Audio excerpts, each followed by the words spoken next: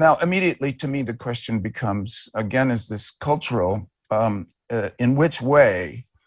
Is it an aspect of capitalist realism that stuck in capitalism as we are, this very useful phrase, capitalist realism, that we can't imagine anything but capitalism. Capitalism always invests in the highest rate of return. It always externalizes externalities that it can disregard in its quest for a single algorithm, which we need to talk about later, of profit and shareholder value as the only goal, which is wrecking people's lives and wrecking the biosphere in ways that are going to come to the crash. So if we can't imagine anything but capitalism and we get stuck in capitalist realism, then of course the dread becomes intensified, because that turns into a feeling of doom, that we are doomed. And you see this talked about a lot. And indeed, when I talk to young people, it's a very common emotional setting that of course impinges on everything else in life. But the thing is this an ecological realism, to feel like there's no alternative and that we're doomed? And here, the scientific community can, in fact, be incredibly scary on this topic. We're getting close to breaking certain planetary boundaries that if we break them, and this has to do mostly with carbon dioxide, but also with various biospheric practices, if we break these planetary boundaries, we are putting ourselves in a trajectory of physical changes, geophysical changes in the Earth system that heads towards what has been called hothouse Earth, an ice-free planet. And it's possible that we could lose control, such that even if all of human effort was devoted to clawing back to a more normal, or let's say more recent geophysical set to the planet, that we wouldn't be able to. So this is high danger indeed. The stakes could not be higher. They really are existential. So on the one hand, in our cultural set, we have capitalist realism, and there's a feeling of dread because we can't imagine alternatives. On the other hand, there's eco-realism, that although we haven't yet broken these planetary boundaries, and we still have the power, and I mean the physical power in the world, to get ourselves into a sustainable balance with the biosphere, nevertheless, we're coming very close, and maybe the 2020s is one way to mark this, that in this decade, we have to begin to make changes so that we don't break some of these planetary boundaries that will put us in a position we can't claw back from, no matter if we try or not. So, well, this is dread indeed, and it's possible, I think, to freak out. If you're in a race, a race with high stakes, existential stakes, and you might win and you might lose, it's not the time to say, I give up. You actually have to race harder. You have to make the effort to win the race, and you can give up after you lose. But in the meantime, in this decade, it's not appropriate to give up, particularly since so many people in much less privileged positions than you and I are doing their damnedest to cope with the situation that we're in. So hope then becomes a political position. And I want to point out that you can define hope as being something quite biological, happening even at the cellular level, that when you're hungry, you hope for food. When a cell is moving around, it's hoping for ATP, et cetera, et cetera. At its largest definition, life and hope are almost synonymous. And you have to hold to that when you are losing hope in the political system that we're in our culture, to think of it as a political weapon going forward. And so this, of course, it's always appropriate to evoke Gramsci, who talked about pessimism of the intellect, optimism of the will. And the will is very important there. You will this optimism that Gramsci talked about as a club to fight with in the political arena. So I would recommend a structure of feeling that in some ways is fueled by a certain desperation or dread, but also is buoyed and kept focused on the appropriate work, the necessary work, by creating hope or willing hope as a willed political position. So, okay. Annette, in her prompts to me talked about, and to the other panelists talked about, Stan dealing with a new economics. And I want to immediately deny that, and with a groan of dismay. If I had a new economics, we would all be very worried, because A, it wouldn't be good, but B, it would be impractical to apply in the 2020s. We are in a certain political economy that is locked in by laws, treaties, and backed by armies. It's the nation-state system, international neoliberal capitalism. These are the social systems we have to work with. They are not well suited to a biosphere emergency, but that is irrelevant. They are what we have to work with, and we have to manipulate them in ways that will make them better at dealing with the biospheric emergency that we're in. So not a new economics, but simply Keynesianism. Okay, as an old American leftist, the idea that I'm appealing to Keynes as the most radical possibility of our time is a little dismaying. I mean, I was going to college in the 1970s. So I come to you in a time machine from the deep past. And at that time, it would have been inconceivable that 50 years on, I would have been arguing intently for Keynesianism, because in 1970, that was what we were in. But the neoliberal coup or counter-revolution, 1980 to 2020, of giving over the world's political economy and all human activity to the market, was a bad move, a simplistic and harmful move for the most part. Although everything is a mixed picture, and there has been enormous development in those 40 years, but also a stupendous rise in inequality amongst humans and damage to the biosphere. Neither of those mattered in the neoliberal order in ways that are becoming obvious and indeed scandalous, I would say. So back to Keynes. He said, when the business world is in trouble, there needs to be government stimulus, that the government runs the economy and not private industries. And the government at certain times has to take over. Now, during the Great Depression, that was tried in the United States, and it worked, sort of. And then in World War II, it became a kind of a necessity, and we'll come back to World War II. It's an interesting analogy to the current moment. What you can say in the current situation is that a Keynesian response to this emergency would be what is now getting called carbon quantitative easing. So quantitative easing is simply the creation of more money by the central banks. It's fiat money. It's not crypto money. That needs to be emphasized in case people misunderstand me by certain mistakes I made in Ministry for the Future in my vocabulary. But at all points in that book, I'm talking about central banks. So this is fiat money created by government and backed by the whole state in ways that make people trust it. And money is a medium of exchange, a storage of value, and a sign of social trust. And it's crucial to remember that last part. We trust each other, or else money wouldn't work at all. And nobody trusts crypto, so crypto coins now fail on all bases, especially Bitcoin.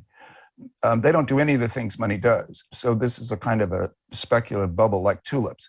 Back to the central banks. In 2008, about somewhere between $5 and $10 trillion were introduced into the economy. This is where accounting would help, and it's funny that we can't be more certain about that. And then in 2020, with the pandemic, again, some vast trillions of dollars were created and given out by governments, this time a little more intelligently to people and individuals and small businesses, rather than just to the big banks as in 2008, who continued to make the mistakes that had gotten them in trouble in the first place. So in other words, the quantitative easing of 2008 was a little bit desperate and misguided in terms of just rewarding the banks that had gotten us in trouble. In 2020, during the pandemic, it was quite a bit more intelligent and democratic and targeted and effective. Now, carbon quantitative easing would be this, that again, central banks make, let's say, all of them together for one thing. We need the biggest central banks to be in on this plan to support something this big, creating 2 or 3 or 4, I've heard different figures, $1 trillion per year that is spent first on carbon drawdown on green projects. Let's put it that way. Anything that helps the biosphere is going to be paid for by new money from the central banks. And then it circulates, as Keynes pointed out, with a kind of multiplier effect into the general economy as just more money. Can that happen? Yes, that can happen. And so it's interesting. And there is a group called the Network for Greening the Financial System. It's at this point 90 or more central banks of the world, including all of the important ones. And they are studying this as a group of central bankers. And they've put out a white paper, you can find it online, have 9 suggestions for greening the financial system. And truthfully, the 2 of the 9 I didn't understand at all. The other 7 I had to translate into my own English. And they are comprehensible, and they do seem to add up to what is perhaps some forms of carbon quantitative easing. So luckily, I take great comfort in this. This idea is being pursued by the people who are responsible for it. Then also, the Green New Deal type plans. This is legislation rather than central banks. This is moving from monetary policy to fiscal policy. Legislatures can designate that public funds be spent on one thing or another, and that's what the Green New Deal and also the Green Recovery in the European Union, you see these efforts being made, and it's quite plausible that China, in its centralized central government, is also pushing green recovery type spending, which they can command from the top. You would compare this kind of spending to perhaps national defense. In the defense of your country, you also have to defend your biosphere. And so as a function of national defense, the legislatures would then designate a certain amount of funds for green work. And that would mean spending it, if you spend at the same scale as what national defense spending that we call military spending, well, already you're there. And it could be argued that at this point, despite the necessity for military defense from some nation states making bad decisions and attacking other nations, and of course we need to be prepared for that, but for the most part, the militaries of the world are on standby waiting to do something useful, and now there's something useful to do. So these are areas, and I'm thinking that Oxford is a beautiful place to discuss all these things because of the intellectual firepower, the standing, and the intensity of the discourse there that is, by necessity, interdisciplinary because of it being Oxford. And so any tendency to get into the silo of your own discipline, which is always a tendency in academic settings, gets a little bit blown up by the name Oxford and by the habits that you've established there as a community. Now, Annette asked this question, which I guess the Ministry for the Future kind of asks. Does technology drive history? It's the name of a good little book, and in historiography, theories of history, it always comes up as a question. It's a kind of eternal question. But, you know, as with newspaper headlines with questions in them, the answer is no. No, technology does not drive history. And I say this because of the verb. The verb is wrong, okay? Technology is deeply intermixed with human history. Of course, we evolved by beginning to use stones and fire. We were pre-human when we became technological, and in a coevolution with our technologies, we actually turned into human beings. And if you regard language as a technology, which I think is quite appropriate, then a technology blew up our brains by a factor of 3 in just a couple of million years, which in evolutionary terms is indeed like blowing up a balloon in its speed. So of course, not only does technology have a close relationship with history, but with human beings, even in our biological essence. But the verb is wrong because all along, it was human and pre-human hopes that drove history. So you want to be safer. You want to not get eaten by another creature. You want to defend yourself. You want to not be hungry. You want to be warm when it's cold. You'd hope to be healthy when you're sick. These are all hopes, and that drives everything else. We end up hoping for things, then we invent things, then we start coping with the ramifications of the inventions, and that feedback loop that dialectical circle that is so intense and fast and complicated is indeed, if there's any driver to history, then it would be that the action of human hopes on the world. We've been good at cooperating. We've been good at inventing things. This word innovation is a word out of capitalist realism. I would say let's be cautious when using any such words as innovation, entrepreneur, scale. These are captured words that fit within a structure of feeling that is maybe wrong. We want more safety for ourselves and our relatives and our fellow humans, and that morphs into a desire for more power. So, okay, I would be safer if I had more power. This is somewhat true, and then, like many truths that can be driven too far into a zone of more power, eventually makes you unsafe because people would like to cut down your power. But the drive to safety is tightly interbound with a drive to power. And there you've got a lot of the story of what is driving human history. But also, we're always creating new technologies to hope to have more safety and more power, which would include the technologies involved with killing other humans, which would give you more power and, in theory, perhaps more safety. That can obviously go wrong. So, okay, I want to move into my own zone here of doing a kind of a science fiction exercise and think about the 2020s. I'm now thinking that from what I've seen since Ministry for the Future was published, that there are two competing responses to the climate emergency, to the crash that we're facing, to the mass extinction event for the other creatures of the earth, the biosphere crash that we are on the trajectory towards. One I'm going to call green capitalism, because we are in the neoliberal capitalist order internationally. There's an awful lot of private capital that so far has been going to the highest rate of return as a very simple algorithm, like a replacement for thinking.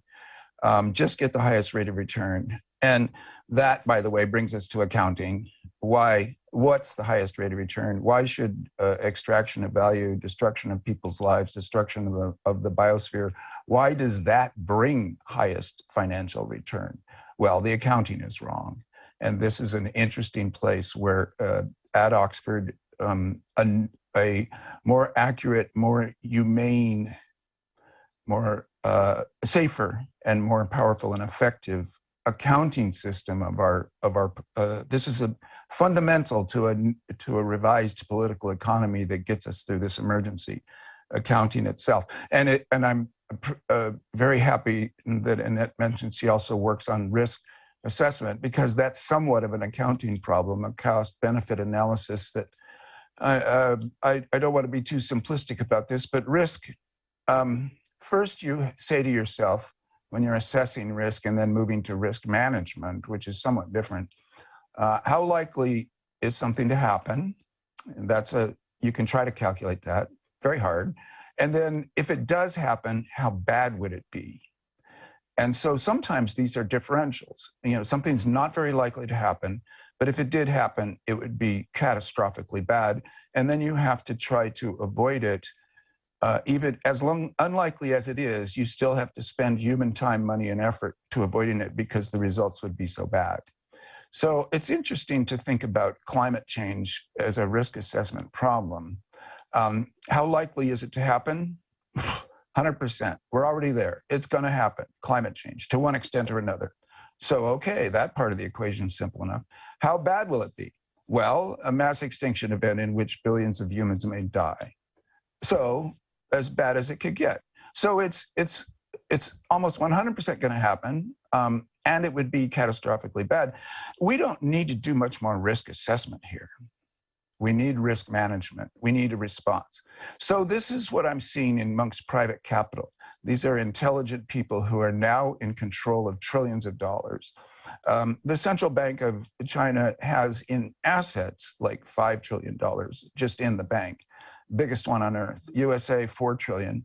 Mark Carney, who was the Chancellor of the Exchequer, if I recall right, gathered together a group at Glasgow of asset managers, which is to say banks, investment banks, and various kinds of asset managements, to promise that they would invest greenly only. And he said the assets there were 130 trillion. So what I want to emphasize by this point is that there's a lot of private capital out there. And what this translates to is to money that can be paid to humans for humans to do things with their career. So that instead of behaving virtuously and sacrificing some part of your economic value in life in order to help to save the biosphere, you're getting paid to do it as your job and your career. That's what this kind of investment translates to. And so green capitalism, I'm seeing a movement where asset managers of all kinds are thinking, if the biosphere is destroyed, then it's bad for business. We can't go on making profits. And so therefore, just as a function of an ordinarily operating capitalist success going forward into the future, we have to actually figure out a way to make a green work, biosphere restoration, et cetera, profitable, because that's been the measurement so far. Again, that might be an accounting problem, but the notion would be that, oh, well, we can make money. But think about this. We've got to draw down perhaps 500 gigatons of carbon dioxide from the atmosphere. A gigaton is 1 billion tons. The quantities involved are stupendous, and it's a fun exercise to work out the volume. Like, what kind of a mass does that represent? 500 billion tons of dry ice. Well, someone do that for me. That's it would be an interesting quantity, but the thing is, nobody wants that dry ice. So the ordinary function of capitalism, of supply and demand, you get a demand, you supply it, you make a profit. Well, I can give you 500 billion tons of carbon dioxide. Nobody wants it, but also nobody wants death by disease, and so we have a sewage system. So in other words, we actually give up a lot, we pay a lot, individually and as a society, to keep our water clean, to create sewage systems. Even though nobody wants sewage, it has to be gathered, processed, and put back into the environment without wrecking things. The same is going to be true of CO2. So in other words, I'm dubious that the ordinary workings of our Keynesian political economy, which hopefully we're moving back into, has enough stimulus from the profit motive to actually do the necessary at this point. And so we get back to government, government controlling and taking over the economy. World War II is an analogy here. England's getting bombed. It could be invaded. It could be conquered and wiped out as a nation. And London is being blown up as well as the rest of the country, and people are dying. That sharpens the attention and pulls together the political will of a political community to the point where, at that point, the government, for instance, the Treasury, went to the Bank of England and said, you are no longer a public-private entity making decisions of your own. You're no longer an instrument of capitalist power that is intruding into government affairs in order to make it better for capitalists. We're taking you over because we're in a war and we need your resources. And historians can help me on this, but I believe that is a description of what happened, and it certainly happened in the United States, which is a history that I know better. The United States, even though not being bombed, except at Pearl Harbor, was organized into a war society where everything was subjugated to the government, down to the details of which materials you used and how much gas you got per week, what kind of foods you could eat. This was really quite authoritarian, but it was democratically pushed. The populace agreed to it, that it was the politicians advocating this takeover were elected and re-elected by big margins because it was generally agreed this is the right thing to do. Whether that kind of government impetus can be gathered adequately to, in this situation, with climate change being a kind of bombs aren't falling on your head. People are dying elsewhere of heat strokes and storms. But on the other hand, where you live too is changing rapidly. Stresses in the system, and also the appearance in the world of millions of people displaced by damage in their place that will then impinge on you. All these things are combining such that we have got in the 2020s, I think, two competing models, and maybe they're not competing. Maybe they are going to make a new amalgam, because one thing's for sure, this is an unprecedented moment in history. It is not as if analogies, in fact, analogies to the past are usually contain so many inaccuracies to the new situation that they are very limited value whatsoever, historical analogy. But nevertheless, we have to learn from history. We have to use its examples to guide us now. And so we look to these analogies, think about the similarities and the differences in the present situation. And I'm wondering if we're going to end up with a situation where in the next few to several years, there's going to be a growing discrepancy between what we know we have to do to avoid the crash and what we're actually doing in the political economy we live in now. And as that discrepancy widens, there's going to be more agitation, more anger, more catastrophe.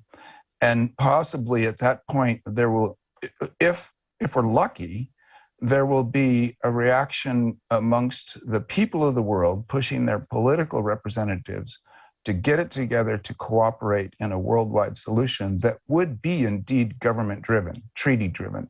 The Paris Agreement, the Fossil Fuels Non-Proliferation Treaty, the Paris Agreement is the crucial space for arguing about this.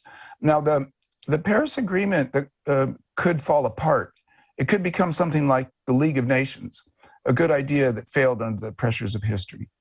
But if it succeeds, it will be the space in which we talk about many of these issues. And because she's at Oxford also, if I understand it correctly, I want to invoke Kate Raworth's donut economics. I thought of this at first as a kind of there's a lot of pop economics out there of very limited value, but sometimes quite illuminating. And in this case, this image of the donut, as silly as it is, an inner circle and an outer circle with the human economy circulating inside those two boundaries. The outside boundary are the planetary limits that we can't break. The inside boundary is human immiseration, is justice itself. Nobody gets to be dropped through into immiseration. So this whole project has a human element to it, that justice is indeed an ecological policy. It's both morally right and utilitarian in that it helps to get us to the creation of the outer boundary as well.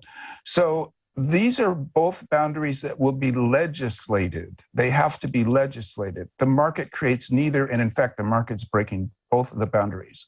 Within legislation, you could then maybe allow a post-capitalist economy of businesses, of private people making their own decisions, but within those boundaries. And so then the energies would circle around. Somebody said this is like a cyclotron or a fusion creator, an energy trap between two boundaries circulating. Maybe it'll go fast, maybe it'll be good, but these should be legal boundaries, hard limits, so we don't crash the biosphere and we don't immiserate billions of people.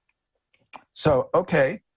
I'm coming to the end here by thinking hard about what I'm loving about this panel that will now take over is the breadth of knowledge and expertise brought to these questions. I'm really looking forward to what people say. I haven't spent enough time because I've been diligent in responding to Professor Mike's questions. But I would say also it's really important to think about land use. And we have geographers here, we have economists here. And so geography is really the study of land's use by humans, as I understand it. This is why the term psychogeography always cracks me up. It's redundant. All geography is psychogeography.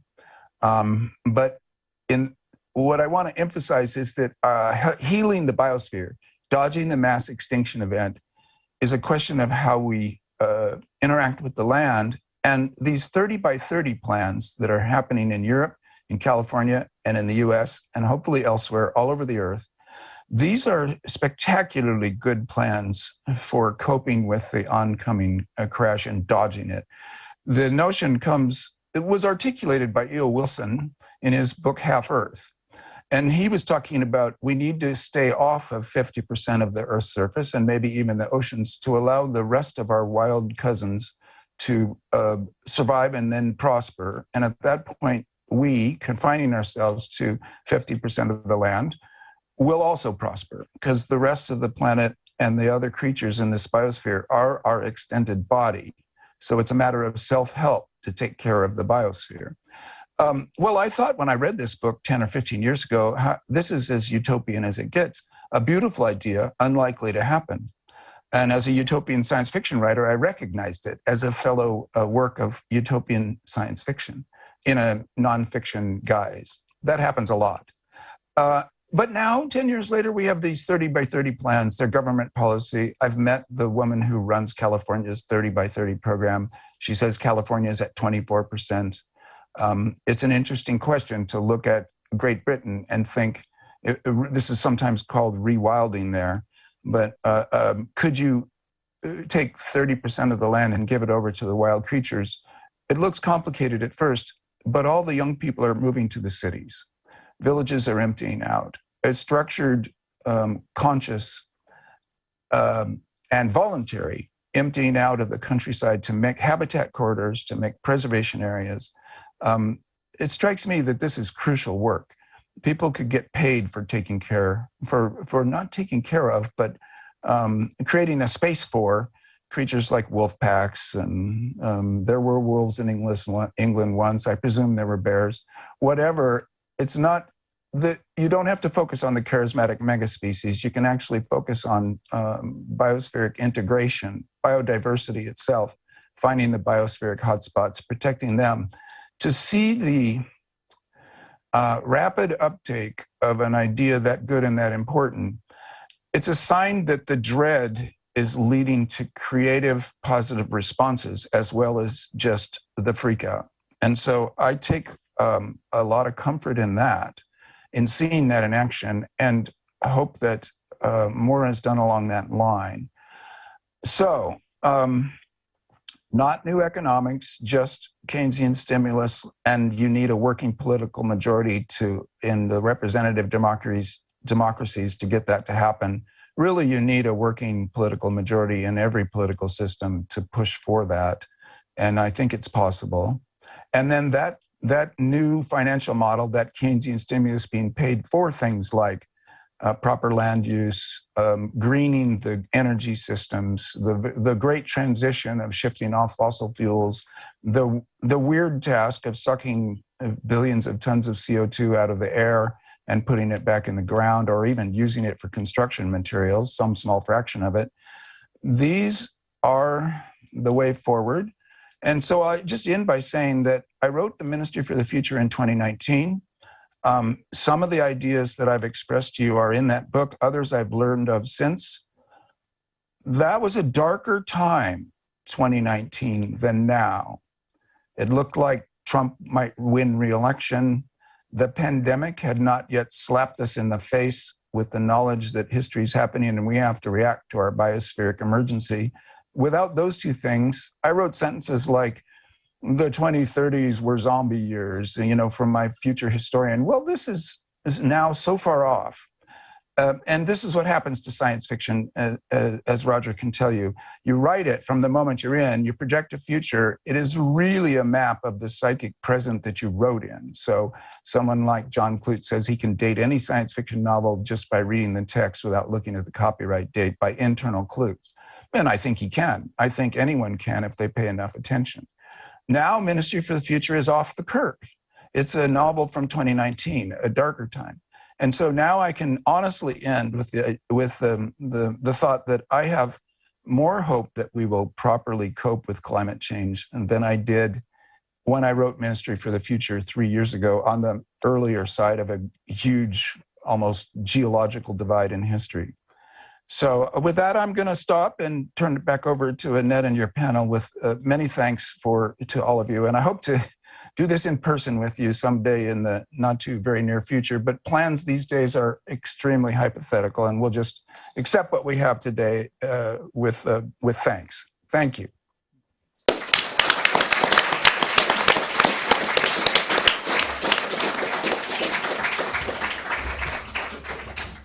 So thank you, Stan, for that real tour de force. I think we're going to take a step-by-step approach, and we sort of revisit the milestones that you traveled through your talk.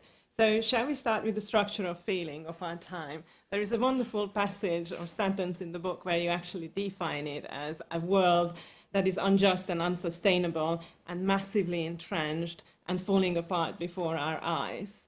And that structure of feeling changes by the end of the book, which is, of course, projecting 30 years forward to something much more hopeful, to something much more where people are planet Gaia citizens and live in a global village. I'm turning to Gillian, because she is the cultural geographer on the panel.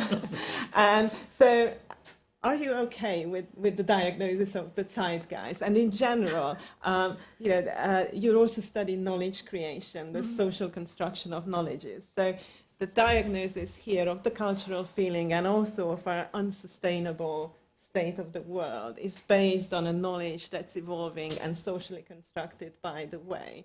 So we would love to hear from your perspective of where we stand here. Oh, thank you. That is quite a tall order. I told you I'm a tough professor.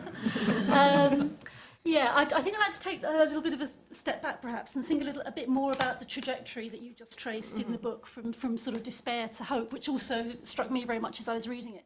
And I thought I might also take a step back. I think Kim at some point said it was a kind of sort of time vault from the 1970s in some way. I think I'm speaking a little bit from the 1980s, which is when I read a lot of the kind of scholars that were following from Raymond Williams and that idea of structure of feeling. And they were really interested in very everyday kinds of knowledges, things like novels, films, TV shows. This was obviously pre-digital media. And what they were really interested in tracking through was the ways in which everyday knowledges, but also more specialised kinds, were really quite tightly aligned with different kinds of, sort of social identities, social institutions and organisations, different kinds of languages, and that often produced kind of conflicting accounts of what the world is. And I think that's why I would pause and actually step back and say the global zeitgeist. I have no idea, and I wouldn't dare to presume. And I think that sense of different kinds of knowledges being generated in different contexts is something that's really important to bear in mind. And I think it's also an issue that many scholars have had with that notion of structure of feeling as well. You know, feeling much more kind of intangible, really powerful sense. You know, there is a kind of zeitgeist, a mood of the moment, or some of us feel a certain kind of mood, dread, hope. But to generalise that into a kind of planetary state is I think, quite challenging. And I think I want to just make a couple of points sort of spinning off from that differentiation that I think is necessary when we think about structures of feeling.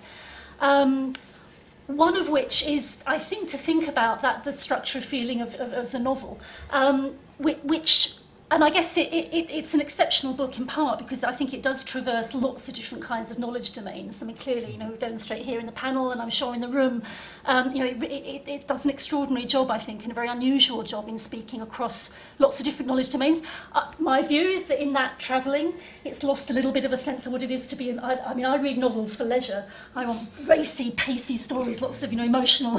It's not that kind of novel, Ministry for the Future, but I think that gives it a reach and a range that perhaps my preferred kind of novels don't necessarily.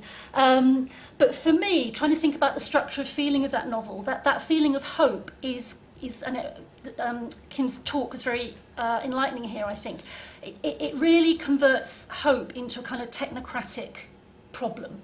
That if we've got that there's a problem, and hope is about finding the right solutions, finding the right levers, finding the right logics and processes and technologies, and putting them into play. And I think that particular approach to hope, converting hope into a kind of a technocratic exercise or process, I think is a very particular kind of structure of feeling. And my second point will be then, I guess, to flag that there is something about feelings, and the kind of embodied feelings, I think, that many people have in many different ways. And I'm worried here. I'm actually verging to the psychogeography that was slightly dismissive of, I feel. But I think there is, there's something about the kind of emotional tenor of feeling climate change that is also really important and really challenging to get our heads around.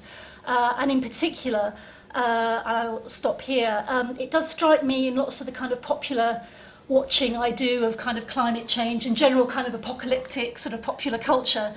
This is an excuse to watch way too many sort of B standard, sort of streaming series and so on. But at the moment, there's, I think, a very strong sense that if you're not technocratic, then what drives you actually is a really strong kind of emotional drive to save your family. I would argue, and lots of popular culture, I think, does this. Whether you're looking at, The Walking Dead or Day After Tomorrow, Station 11, The Road, there are always kind of redemptive family narratives.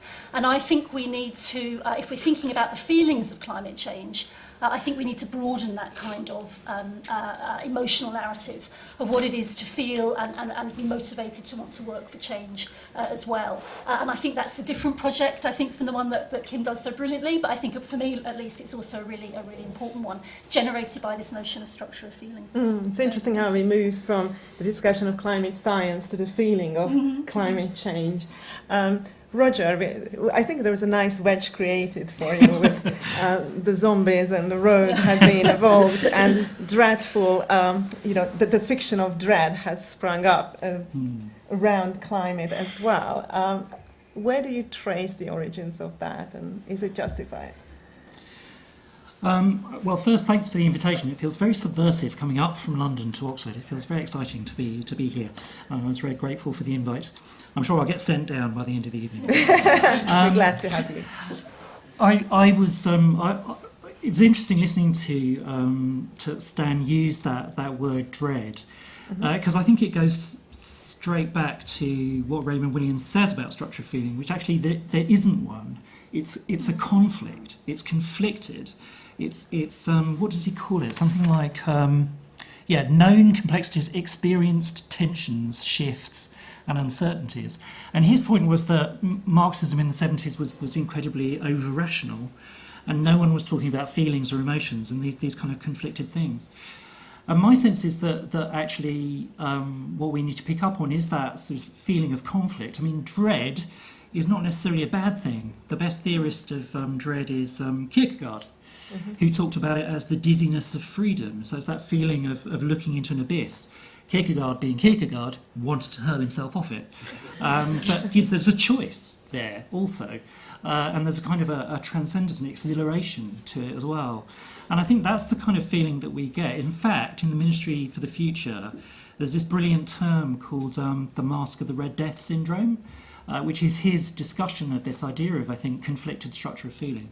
So on the one hand, if you know the Poe story, you're having the best party ever, but you're having the best party ever because it's the end of the world, because death is waiting outside and is going to arrive and carry you off.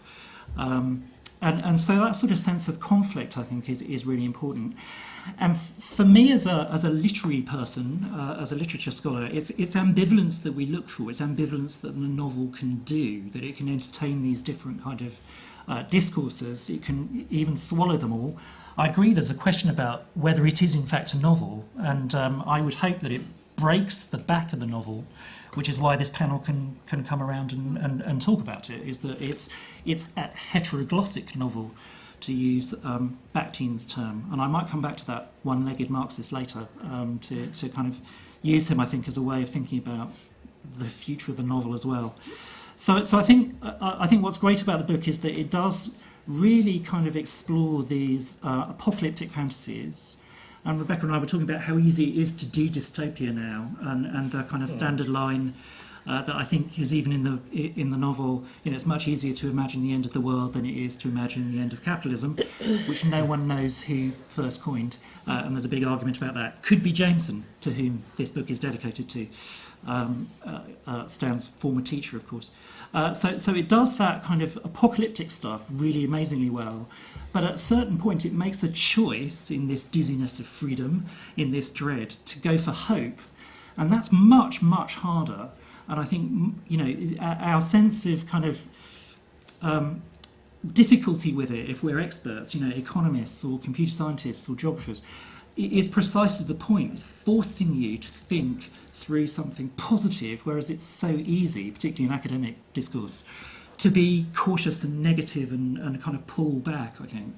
So that sort of leap, if you like, halfway through the book, where things go right, is exactly what I think the last few novels that Stan has been writing have made the choice to do. That sort of sense of doing that. And that can only be applauded, I think, because, as you say, we then read that and then we go home and we watch series 17 of The Walking Dead, which is the same as series 1. It's exactly the same story over and over again. So I think this is kind of a real attempt to breach all of that. Yes, that's right. I mean, I think we talked to Stan about the first eco-novel, Ernst Kallenbach's Ecotopia, which was penned in 1975, which dared to create a hopeful and optimistic world. It's not the best-known novels of all time, and it doesn't make an adventurous reading, but it is a roadmap in the same sort of way as this is a roadmap to a more sustainable future. It's a festival of ideas as well, and many of those ideas come from economics. So I'm going to turn to Gordon and Rebecca now, and can you give us some commentary on the kind of economics, well, we know Keynesian economics, that underpins this novel? Yes, we've been reminded that Keynesianism is not fashionable now, but it is actually with us, it's still living with us.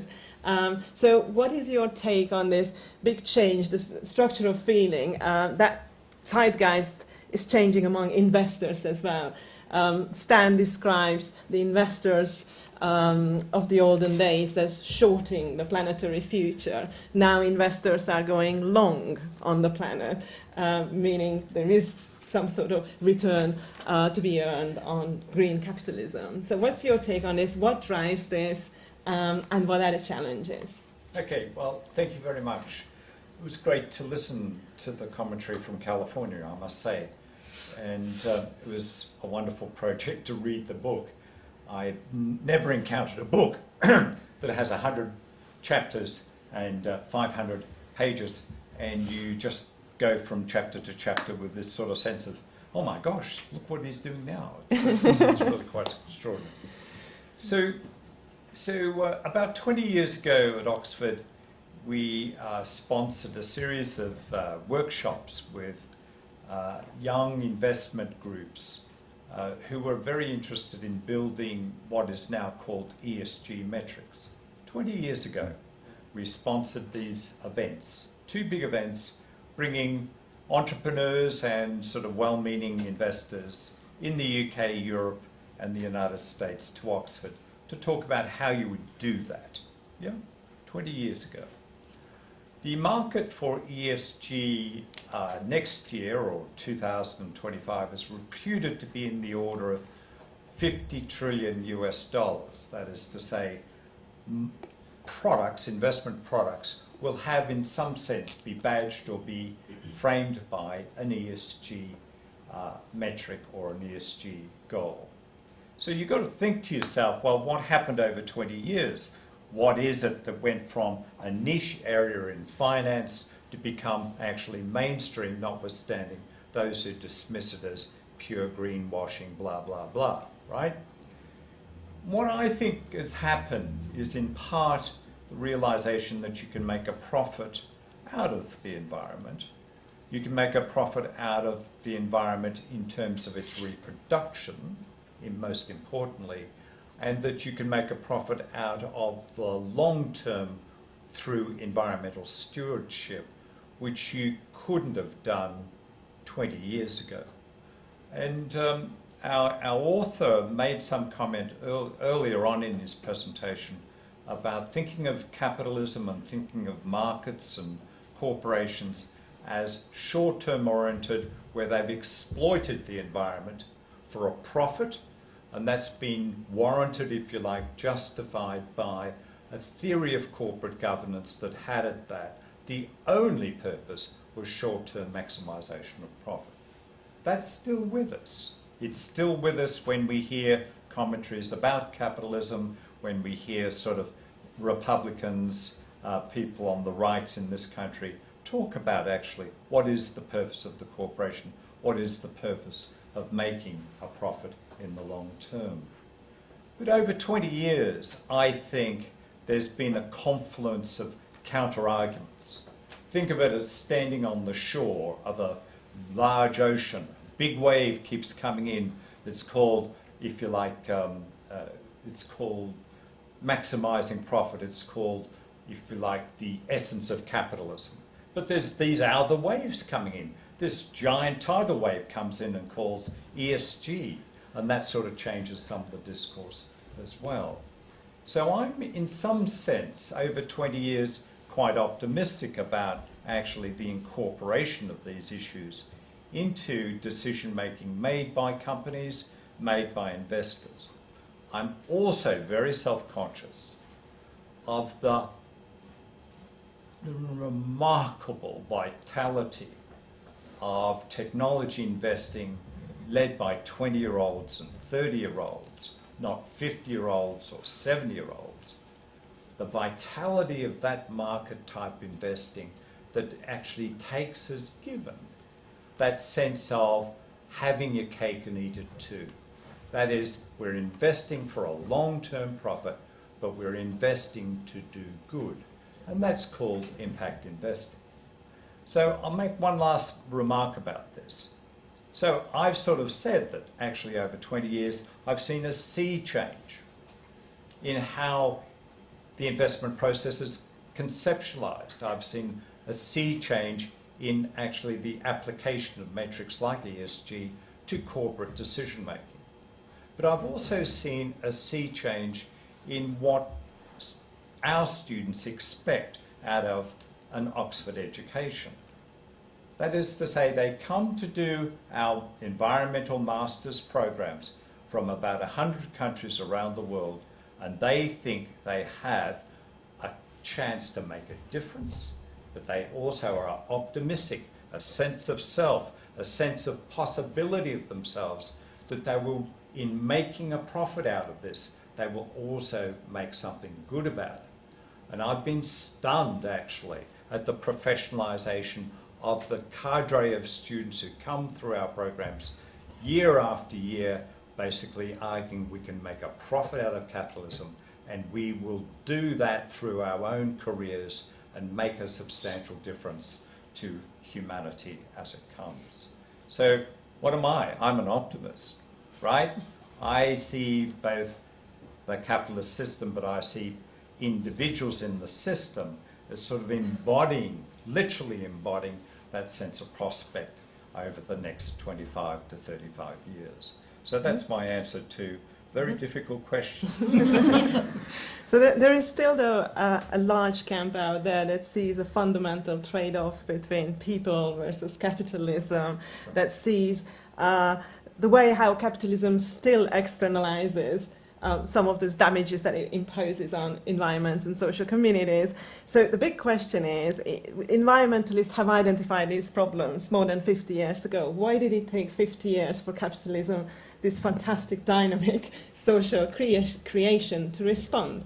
So I'm turning to Rebecca, because this is a question you are addressing in reimagining capitalism, and you are urging us to think big, because whatever changes we want to execute on have to happen faster. Absolutely. And Gordon, I completely agree with you that there's lots of movement in the business space and lots of movement among the students, but I think that it's not enough. And I think one of the truly exciting things about this novel is that it sort of puts you in place, like what might the next 20 years really feel like? and what happens as the climate starts to fall apart, and where does the driver of change come from? And Annette, to answer your question, I mean, Kim has this wonderful phrase in the book. He says, one principle for bankers in perilous times was to avoid anything too radical and untried.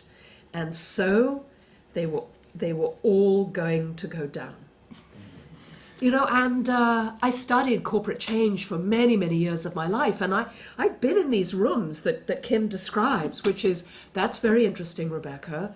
But, you know, we only have a 5-year time horizon. We're using a 9% discount rate, and it's not my job. And so I want to call attention to 3 innovations in this book, which I think are really interesting to call out and to ask, you know, is that what it would take? So let me call those out. So Kim talks about the tragedy of the time horizon. And those of you who are in this space may have watched the head of sustainability for HSBC in public on a stage say, guys, climate risk is not a risk for us. I mean, really, really not. And when you unpack what he said, you can see he's using a 9% discount rate, so money tomorrow is worth 9% less than today. And you play that out, and 20 years from now is worth about 0. So, you know, whole world may end, but what's that to me? So how does Kim solve the tragedy of the time horizon? Well, he does it through the invention of the carbonaro, yeah? Carboni. The carboni. Mm-hmm. And one of the things he slips into the book, and actually, Kim, I thought this was brilliant, is the carboni is a financial instrument that lets you go long.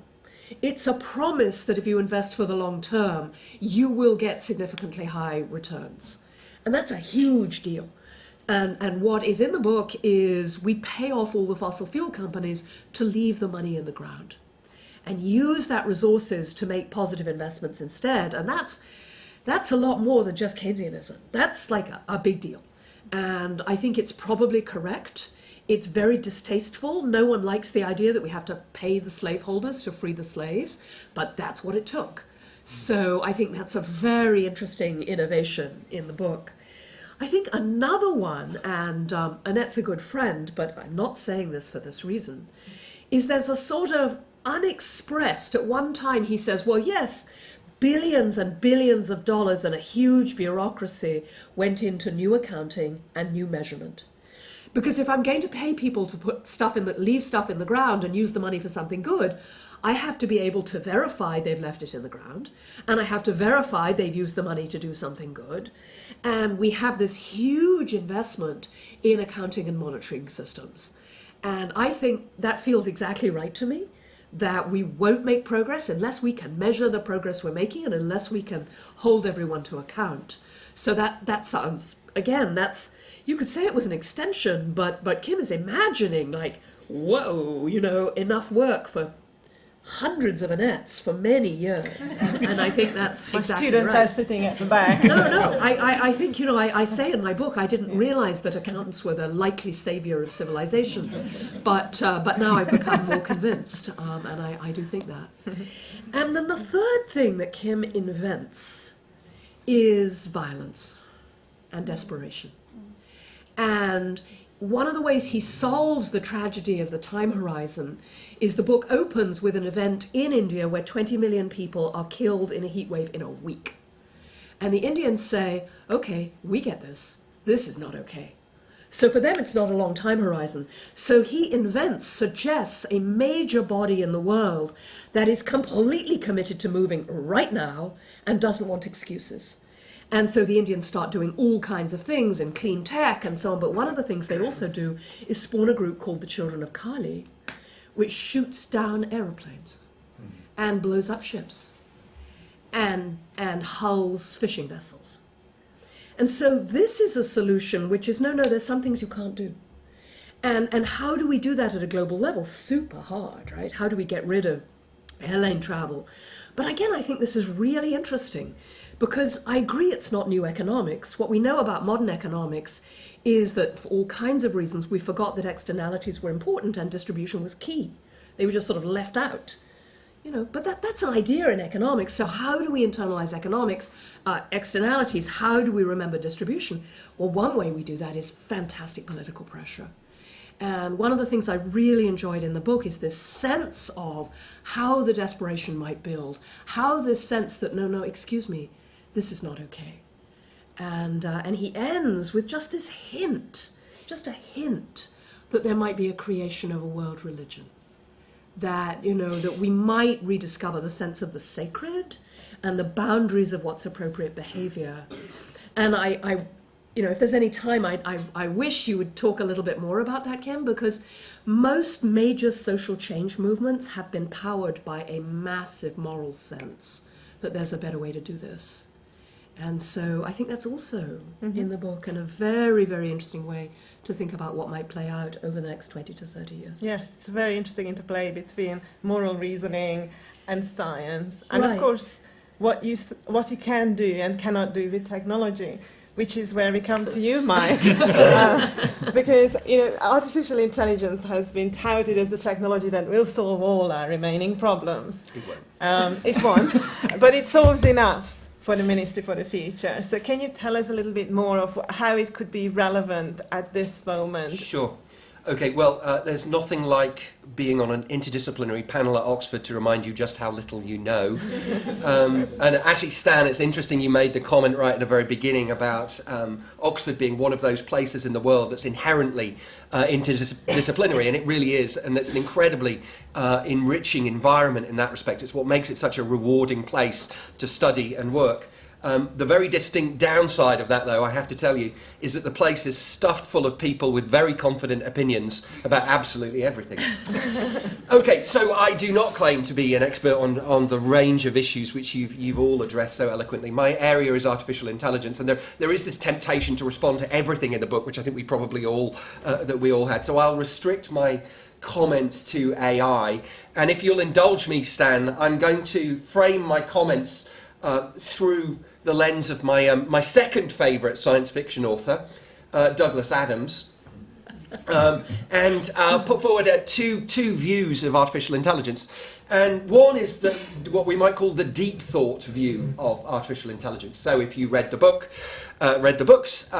Deep Thought was a computer, obviously a fictional computer, which was constructed with the goal of providing the answer to the ultimate question of life, the universe, and everything.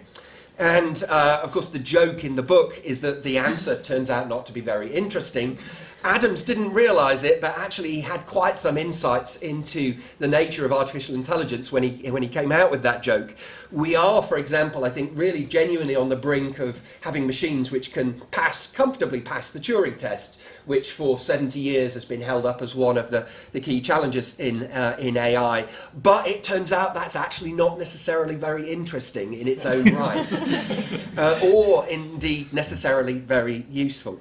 So the deep thought view of AI is that you build very, very big AI systems, very smart AI systems, and you endow them with everything, all the knowledge that you have about the world, everything that you can give them, and then you ask them questions, and you hope that they can answer it. So in the context of climate, and I've been on a number of industrial panels, and people have asked me quite genuinely, could we build really smart AI and ask it how to solve the problem? And the answer is no, that's not realistic. We're not any close to doing that. But there is a version of deep thought AI that's out there right now in the world. If you haven't come across GPT-3, which is an AI system which was built by OpenAI, which was basically trained by giving it everything that they could provide it that was written in English, extracted from the World Wide Web. So the entirety of Wikipedia in English made up just about 3% of its training data. Unimaginable quantities of data and unimaginable resources that were thrown into training this. And what you end up with is a system which is genuinely very impressive. You can go and Google it, and you can play with it, and you can chat to it. And indeed, I did ask it before we came on. I was playing with it earlier, and I said, how do we solve the climate problem? And it came out with a very bland, not wrong answer, but, well, we need to restrain carbon use, etc. So there are versions of the big AI dream, the deep thought view of AI throughout science fiction. And so in your book, Stan, the one that I love is the Aurora AI, the idea of an AI system which is controlling a very large, complex spaceship over a very, very long time horizons. What does that mean in terms of actually concretely solving the climate problem? One could imagine, for example, attempts to do, a city level or maybe national level, probably not global level, sort of optimization. How do we optimally control, make the best use of resources within a particular environment? That's the kind of thing that you might imagine that AI being used to solve. I am a bit doubtful. I think there are all sorts of reasons that we probably don't want to do that. I mean, I dare say there are people thinking about trying to do that. So what is the alternative then? Douglas Adams' second version of AI, in fact, it's not AI in his book, but we might call it the Babelfish view of AI. Again, if you remember the books, the Babelfish is this little thing you put in your ear. It's a fish which automatically translates any language into your own language. And Babelfish, at the time Adams wrote it, was a far-off dream, but now we have automated translation tools that can do basically that. And the Babelfish view of AI is about little bits of AI doing tiny little things everywhere in our environment. So imagine that every time you have to make a decision, AI is helping you make a better decision. Every system that you use, your car, your washing machine, everything is empowered with a little piece of AI that's optimizing its use. And all of that adds up to potentially really quite a lot. So the likeliest immediate use of AI, I think, and there is huge scope for it there, is that version of AI. AI being embodied everywhere, making a smarter, more efficient, more carbon-friendly world than the version that we have at the moment. So I could go on, but I think those are the two sort of, there's the big AI view, the idea of building very big, very smart systems, and then, either handing over control of our cities or our countries or potentially our planet to those. I'm sceptical about that for all sorts of reasons, and it raises, by the way, all sorts of dangers, which of course have been explored in science fiction over the decades. The more plausible scenario for me is this idea of AI just embodied everywhere, just making a smarter, more efficient world. And that indeed is the representation of AI in the book when we think about the AI-assisted design that brings that wonderful 7-masted solar-paneled schooner at the end of the book that could be the alternative to cross-Atlantic transportation. Stan, I would like to give you the opportunity to come back into the conversation and talk to us. Yes. Talk to the panel, ask questions. It's your turn. Well, thank you so much to everybody. Fascinating, and I really appreciate it. The idea that the Ministry for the Future, but also the genre of the novel has been the stimulus for this. And I would say, of course, the Ministry for the Future is a novel because we called it as such. And Roger mentioned heteroglossia. The Bakhtinian definition of the novel is very important. It's a collection of voices in dialogue with each other, and hopefully the writer has gotten out of the way enough that the voices speak. And this is something I'm quite proud of as being my work and my art form. To Gillian's point, yes, this savior family narrative, so repetitive, so frequent, so much the default, is easy because we all have those family feelings. And the point of the utopian project, or really survival now, would be to remember that 50% of the DNA inside your body is not human DNA, that you yourself are a forest and a collaboration, an ecology, that's going to fall apart. It's so ridiculously complex that it works at all is a miracle, and it doesn't work forever. But what that implies is everything alive is your family. You share 978 base pairs of DNA with everything living. Although I'm not sure about viruses, but for bacteria, archaea on up, we are all family, and that's the new religion, to acknowledge that when you take care of the biosphere, you're taking care of your family, and therefore your own body, right down to the insides of your gut microbiome, which people are now calling your second brain. And the more you think about that, the weirder and more interesting it becomes. and then I want to thank Roger for reading my books and writing about them and thinking about science fiction seriously. That's a powerful cadre in the humanities and in literary studies. I've watched it over my lifetime grow, partly because of Frederick Jameson, partly because of critics like Roger and many others. Utopia as an expression of hope. But what's great about what Roger said is existentialism. And Jameson started as a student of Sartre. And we have this choice. We are in this dreadful freedom. And we all need to choose what the meaning of our life is and have an existential project. And here the project takes on a huge importance. Without a project, you're caught in a world without meaning and in absurdity and despair. But with a project, you can orient, as with a compass or some kind of internal cognitive map, everything that you do toward, and suddenly life has meaning and you can make choices about what to do with your life. Important to have that project. So I thank you for that. And to Gordon's point, yes, indeed, it's wonderful to see this last 20 years of what you could call green capitalism, which is maybe in some senses a flat contradiction, or it was, but on the other hand, we need it badly, and people are doing it.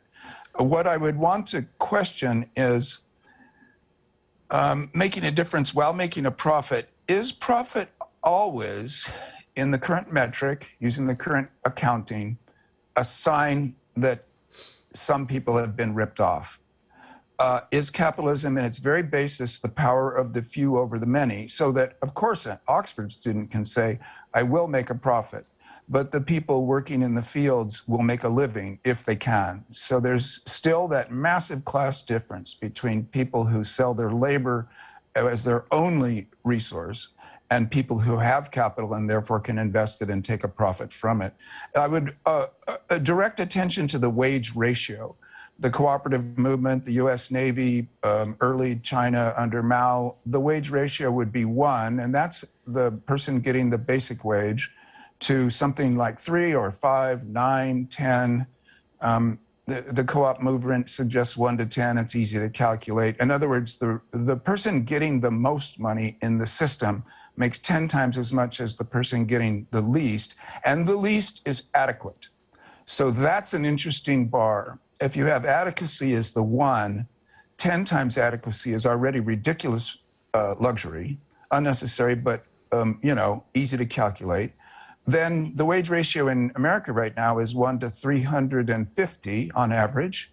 That means that the CEO is making as much in a day as his basic workers are making in a year. You get cynicism, despair, and the intention to break things, break the system, disbelief in the system. Of course, who wouldn't? And then in the novel, I talk about the US Navy, a wage ratio of 1 to 8. Well, this is interesting. And that's one of the most efficient and hardworking and effective organizations on Earth. And the admirals are only making 8 times as much as the able seamen, and they have good esprit de corps. There are communications from the top to the bottom of that organization.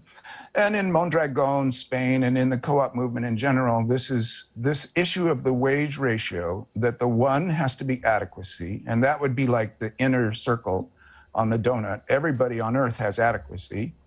And then the richest people on Earth have only 10 times that, but only, once you begin to count it on your fingers, an adequacy, and then another adequacy, and then another one, you go up 10 times. You realize the luxuriousness of even 10 times adequacy is rather astonishing. And so then when you think about the world that we're in, that becomes ridiculous, scandalous, obscene, and stupid.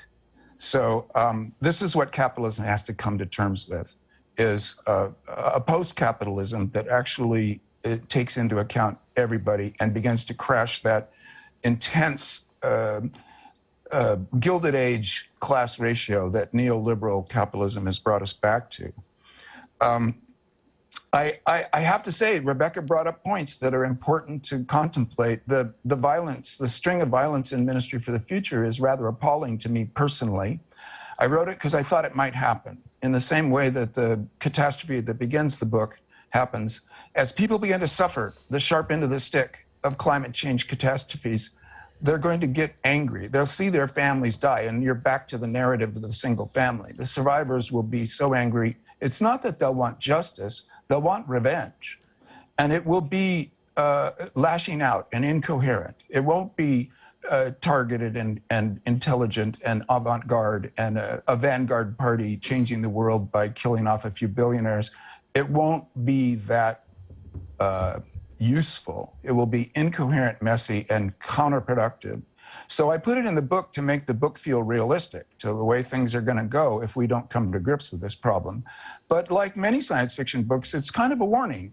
Let's not go down this path. There are better futures than ministry.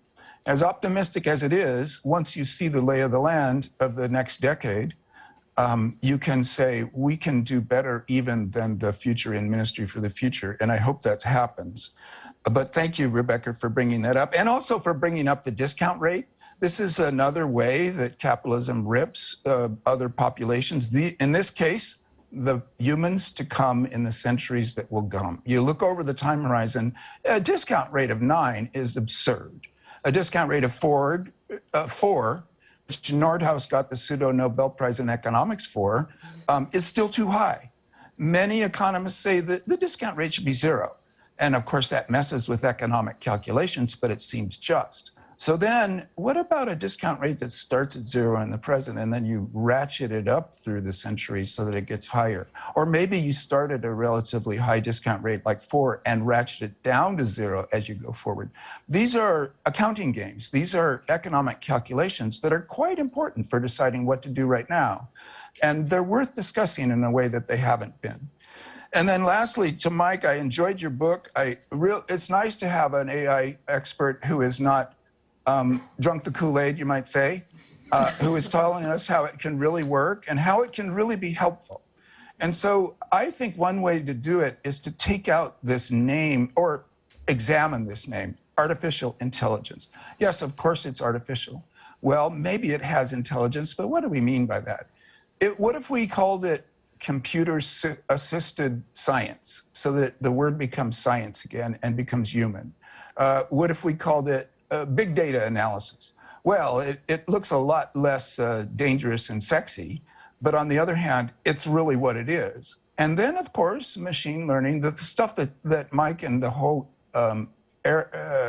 discipline is on the cutting edge of. I just listened to an AI interview in AI. It was quite plausible and hilarious, and the voice creation was as human as you or I in its sound. So the Turing test is indeed a low bar that has already been passed. But what about the usefulness of it? And this is what Mike pointed to. We can know the world. We can register it and record it, and so big data indeed. And there we need computers, very, very fast and powerful computers with really exceptionally ingenious algorithms written by humans to help us to know the world and then figure out how to dodge the mass extinction event. So with that, I'll end my remarks. And just say again, thank you. Of course, we needed a glaciologist on the panel, but thank God we didn't have one, because the glaciologists I know would have tried to explain that the whole thing depended on glaciers, which is not quite true. It's important, but and worth discussing, but I'm glad that we kept it to the group that we have here. And once again, thank you. Thank you.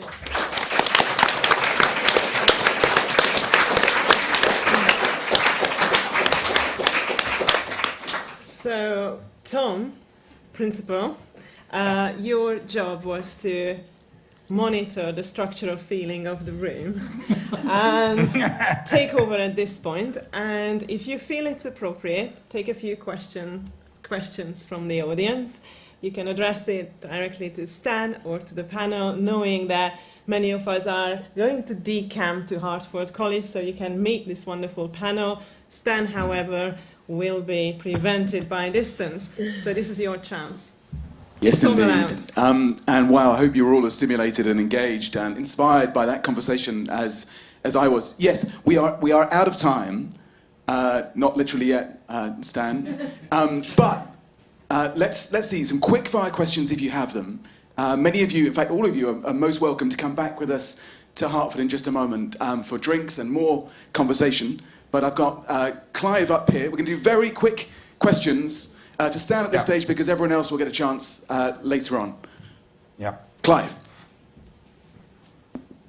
Thanks. Frederick Pohl called this the velocity exercise. Stan, if I could convince you that climate change was extremely unlikely to cause a mass extinction, how would that change your risk assessment? Well, it would take some convincing.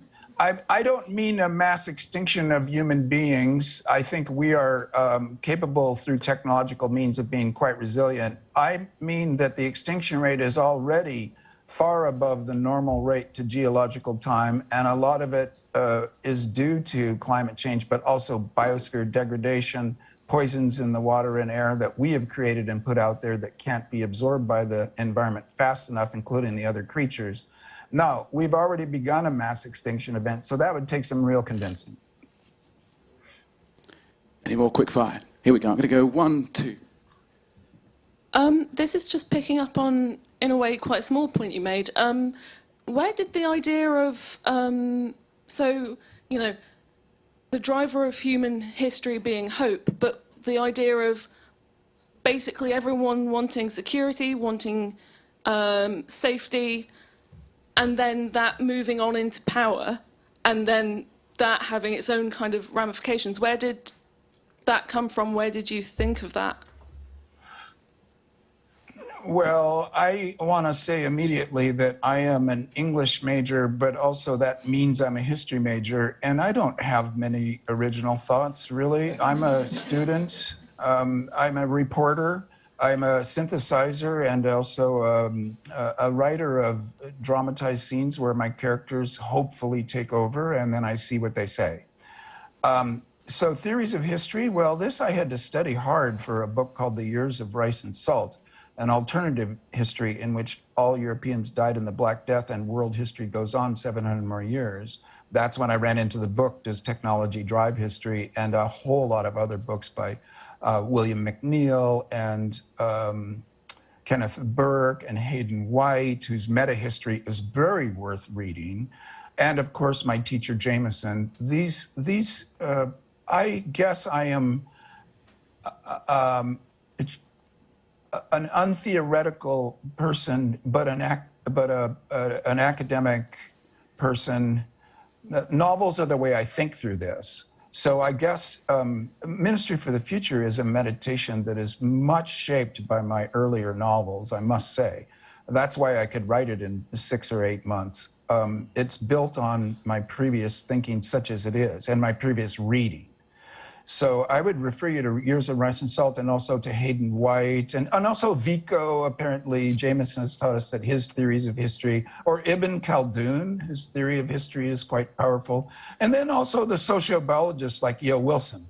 What do our fellow social primates do? They try to stay safe. It ends up being in power relations amongst themselves. It's very important. Sarah Hurdy is very good on this. In terms of sociobiology, what are we as social primates? The female of the species has always, and in every mammalian species, exerted immense power. So sociobiology does not reinforce patriarchy, which was a mistake of the 1970s. It actually destabilizes and undercuts human patriarchy as a system by showing that it's not at all natural and the other social primates don't really follow it. So all these thoughts kind of add up to my own rough and ready theory of history. So as a third-year biologist myself, I picked up on 2 things. So first of all, your idea that the capitalist structures that we see are the reality currently, and we have to work with them in our imagining of a future. And then also what you came to later in your talk, talking about preservation and increasing areas where you don't profit off. And I was interested in your opinion on the value of So I think you were talking very much about a tragedy of the commons and like depleting resources, but the actual commons in the UK and you know, land ownership and being forced to work on land that doesn't feel as tied to part of your identity, and the value of, I guess, small scale, less capitalist ways of managing land, as opposed to just preservation by removing humans from the land. I was wondering if you could speak to that. Yes, and thank you for that, because it brings up an important point. So when the commons were enclosed, so this is English and British history in Scotland, then you got the English Revolution, the English Civil War, you got the French and American revolutions. Democratic government is the return of the commons in the virtual sphere of governance. So in a macro history, I would say that when ordinary people were immiserated by the enclosure of the commons by early capitalism, they revolted and instituted democratic governments over the absolute and partial monarchies. And so wherever there's a commons, there's always a drive to enclosure. So now the attempt to capture democratic governments, to buy them, to buy their politicians by way of lobbying and influence and outright money, cash transfers, is another enclosure movement of a commons that did quite well in certain ways for the period of time when representative democracies were growing. And then to your last point, it's very important to not think about purity. Indeed, humans are going to be on the land and all over. This 30 by 30 movement is not to say humans never go there. Wilderness is not a pure category, but a human space, a human idea, a land use, a name for a certain kind of land use management that still includes humans going out there. So that is important to be mentioned, to make sure that you don't get into some kind of weird zone of saying, oh, humans are bad or we should never go there. It's more land use of making our impact on those spaces less, so that the wild animals can prosper. And in that, we would be steward and caretaker and maybe making a living off of it. I would like to make a distinction between making a living and making a profit. I think that's very important. But if you could make your living taking care of wolves instead of beef cattle, or I mean the whole ecosphere that wolves designate by being the top predator, that would be great. And we need a post-capitalist economy that supports that kind of work. Brilliant. I'm afraid, I'm so sorry, but that really is all we have time for right now. Normally at these events we say at the end we could go on all night, and I think tonight we really could.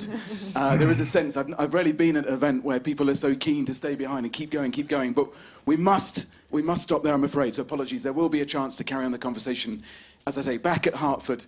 Now, I think we should thank Stan and this extraordinary panel for an absolutely brilliant session. You've taken us from a feeling of dread and doom, I think, at one point in the conversation, through subversion, an intensity of discourse, and ended us in a place where we can imagine hope as a political weapon.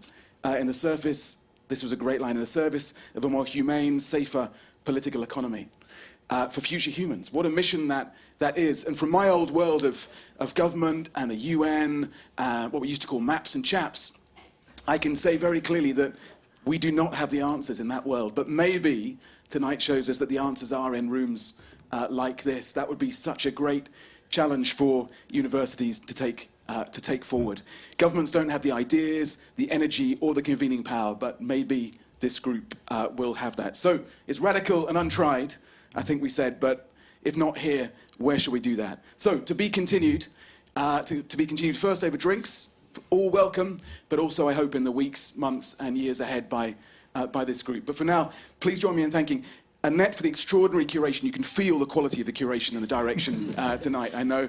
Please also thank Stan, for the stimulation, but for joining us. And also Stan, in a way, for not flying over, actually. It was absolutely brilliant to have you on the screen there on zero carbon emissions.